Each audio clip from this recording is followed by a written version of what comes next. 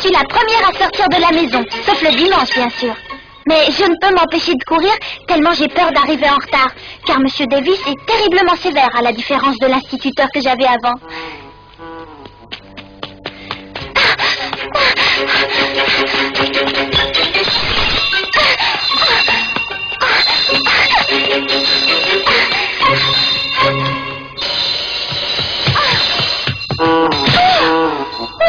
J'arrive juste à temps.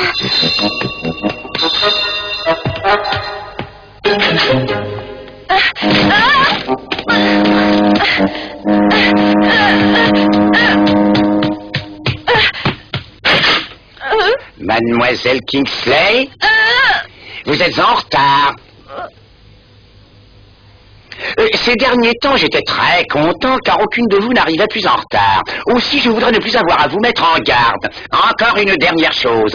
Hier soir, après votre départ de l'école, j'ai eu la désagréable surprise de trouver sous les bancs, devinez quoi? Des bonbons. Quelle est celle d'entre vous qui a osé enfreindre le règlement? Allons, un peu de courage. C'est pas moi, en tout cas. Je vous ai posé une question. Et j'attends toujours une réponse.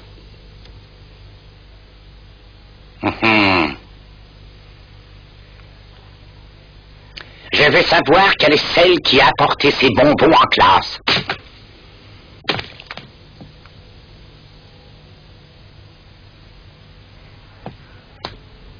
Quelqu'un l'a bien fait.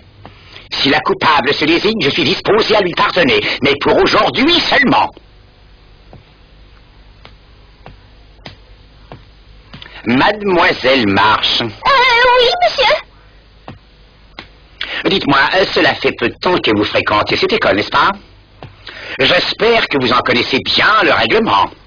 Mais oui, monsieur. En tout cas, je vous assure que je n'ai pas l'habitude d'apporter des bonbons en classe. Peut-être, mais ça ne nous a pas empêché d'arriver à l'école ce matin avec 30 secondes de retard. Ne dites pas le contraire, je vous ai vu par la fenêtre. Oui, monsieur. Très bien. Bon, alors j'attends toujours qu'on m'explique pour cette histoire de bonbons, mademoiselle.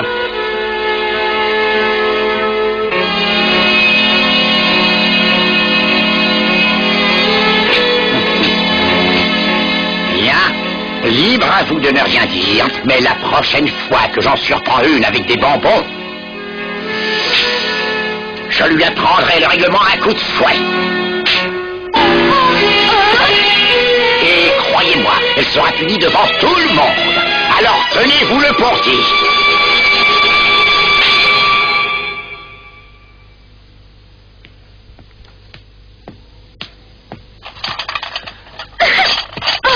C'est toi, Jo.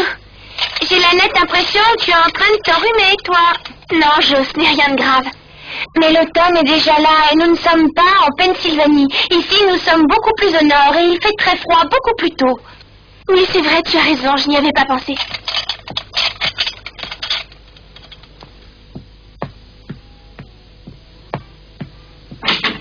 Meg, es-tu prête? J'arrive. Alors, maman, n'oublie pas, le rendez-vous est demain après-midi à 3h. Entendu. Mais c'est avec qui ce rendez-vous? Avec Madame King. Elle m'a dit qu'elle voudrait beaucoup faire un don au bureau d'assistance pour les combattants. Mais avant, elle veut discuter avec maman. J'ai donc arrangé ce rendez-vous. Eh bien, j'imaginais pas que Madame King était aussi généreuse. Elle est très bonne, tu sais, mais ses enfants sont de vraies pestes. Eh oui, nous partons, à plus tard.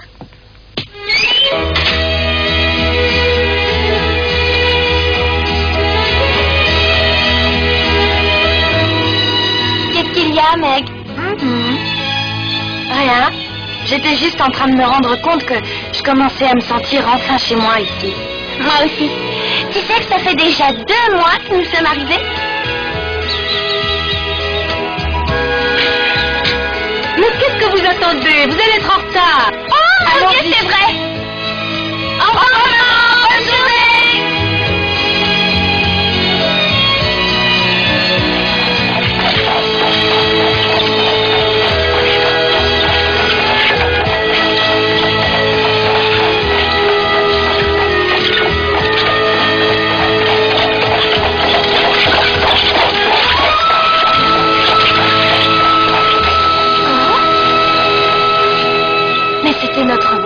Monsieur Laurence? C'est vraiment curieux. Je ne l'ai jamais vu aussi pressé. Il me donne l'impression d'être quelqu'un de sévère. Tu ne trouves pas, toi? Un vrai cerbère. Peut-être n'a-t-il plus de famille et ça le rend aigri. Ou peut-être est-ce tout simplement dans sa nature.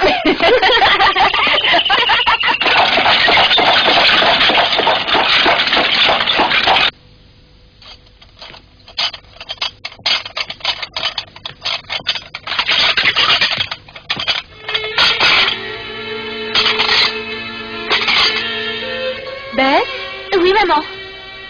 Je m'en vais, alors à plus tard, hein, ma petite chérie. Bonne journée, maman. Mon Dieu, mais tu as vraiment réussi à attraper un rhume? C'est une tête de mule. Je lui ai dit qu'il fallait rester couché et se reposer. Laisse-moi terminer et ensuite j'irai au lit. Non, c'est inutile, je vais m'en occuper. Anna a raison, il vaut mieux qu'elle se passe de ton aide et que tu ailles au lit te reposer. J'essaierai de rentrer à la maison le plus tôt possible.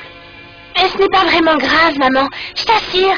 Non, voyons, tu sais que tu as une santé fragile depuis que tu es toute petite. Alors tu ne dois pas être imprudente, ma chérie. Allez, sois raisonnable. Tu ne voudrais pas attraper une pneumonie.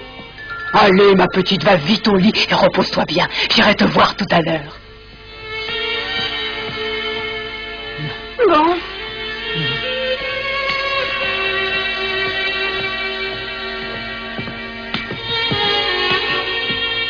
À tout à l'heure. Sois sage. Comme chaque matin, maman attend le départ de Make et Joe pour aller travailler bénévolement au bureau d'assistance aux combattants.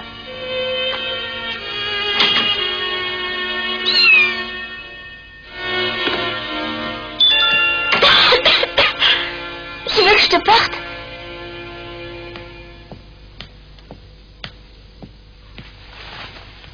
Pourquoi est-ce que c'est toujours moi qui tombe malade dans cette maison? C'est pas juste.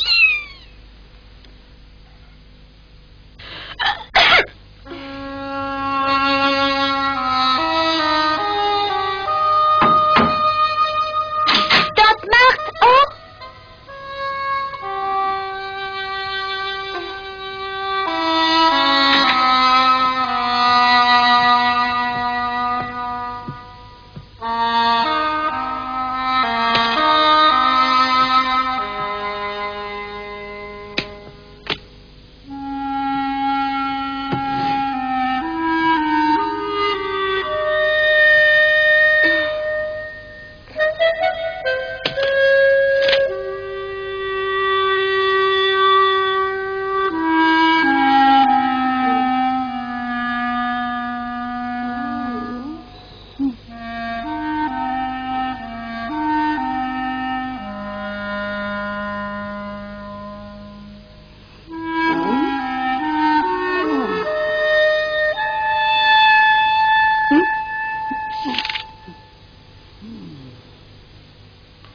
Tiens, j'étais en train de rêver de Frédéric. Ah, c'est vrai?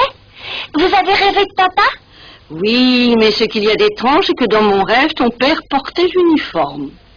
Et pourtant, il avait l'air d'avoir 20 ans. Mais il a vraiment l'air d'avoir 20 ans en uniforme. L'uniforme rajeunit. Mais dis-moi, avez-vous reçu de ses nouvelles? Non. Vous ne lui avez donc pas communiqué votre nouvelle adresse? Si, tante Marthe, nous l'avons écrit il y a quelque temps à l'état-major.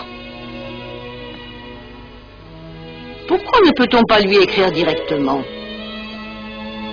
Eh bien, peut-être parce qu'on ne peut pas prévoir où son régiment sera envoyé. Il serait sûrement très content de savoir que vous avez enfin trouvé une maison. Ça le rassurerait, il n'aurait plus à s'inquiéter pour vous. Dépêchez-vous, soldats! Il faut que ce pont soit terminé demain! Alors mettez-y un peu plus d'entrain! Si vous ne voulez pas y passer la nuit! Attention! On nous attaque! Arrêtez-vous immédiatement! Évacuez le pont et mettez-vous à l'abri! Mettez-vous à l'abri! Attention! Capitaine! Capitaine Marc! Je suis ici! Faites attention! Enfin! Ce sont des ordres du quartier général, soldats? Non, je suis chargé de vous remettre une lettre qui vous a été adressée à l'état-major.